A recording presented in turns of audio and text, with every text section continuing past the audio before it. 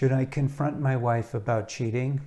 My name is Paul Friedman. I founded the Marriage Foundation, and first I would like to say that I'm sorry you're having to go through this. I'm going to give you a simple answer, direct, and that is don't confront her, and I will explain why. And then I'm going to talk about marriage a little bit for you, so maybe you could analyze for yourself what's going wrong, and perhaps you can save your marriage. The confrontation should be understood that it is a form of attack. There's no other way to put it. You could say it's defensive in nature, or you could pretend it's out of curiosity, but as soon as you bring it up, you are confronting her.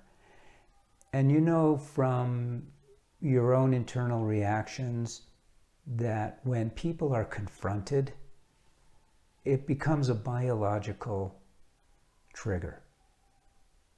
Your biology is always dictating to your mind that you are having to survive. This is what biology is all about. Every living thing is all about survival.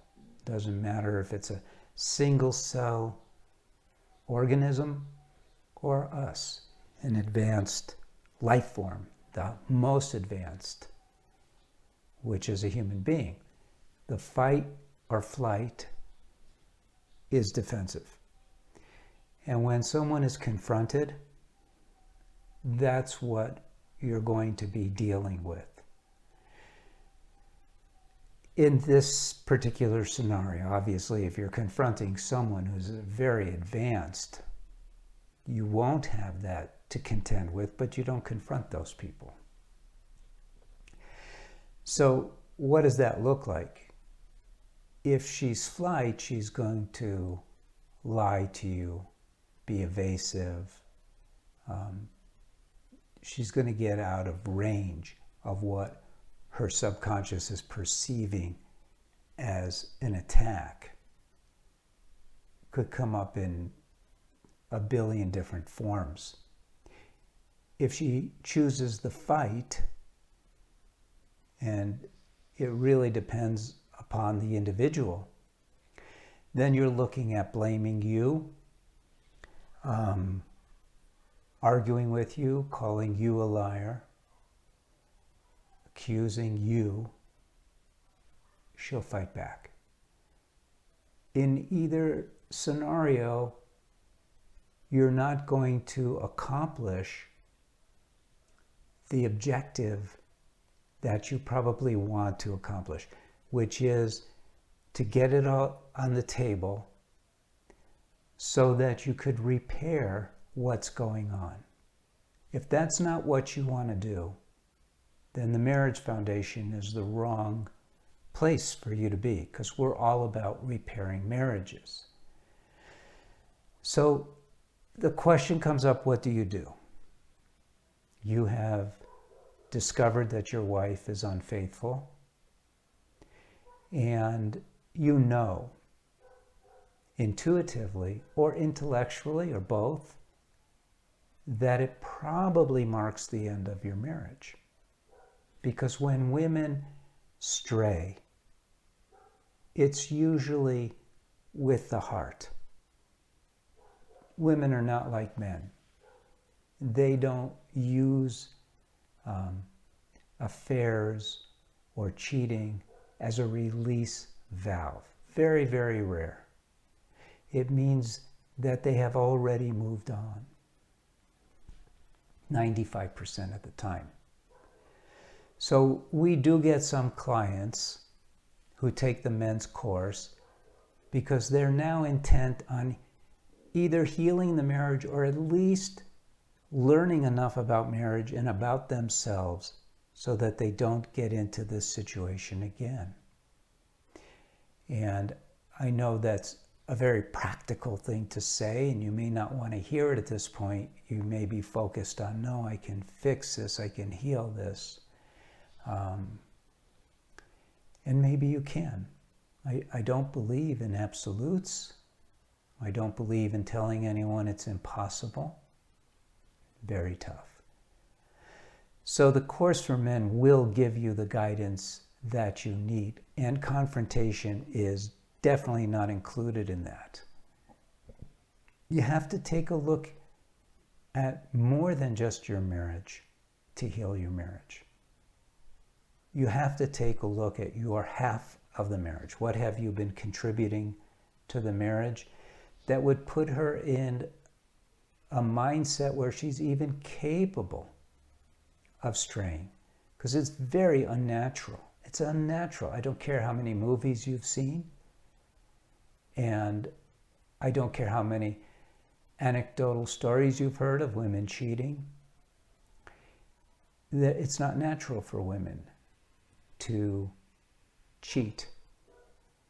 It is likely, in many cases, for them to prepare for leaving, and that's typically what we're facing.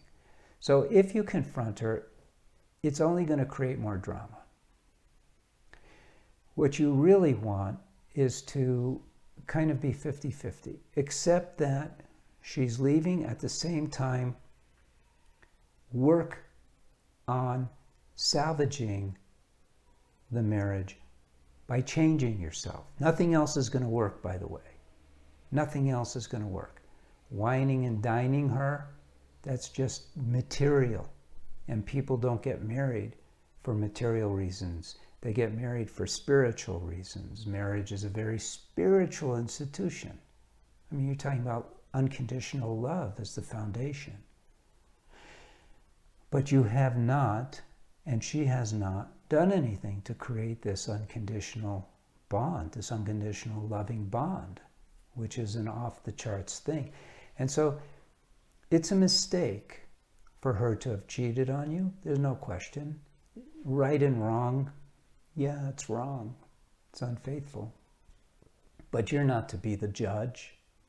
That's not your place. You didn't get married to judge her.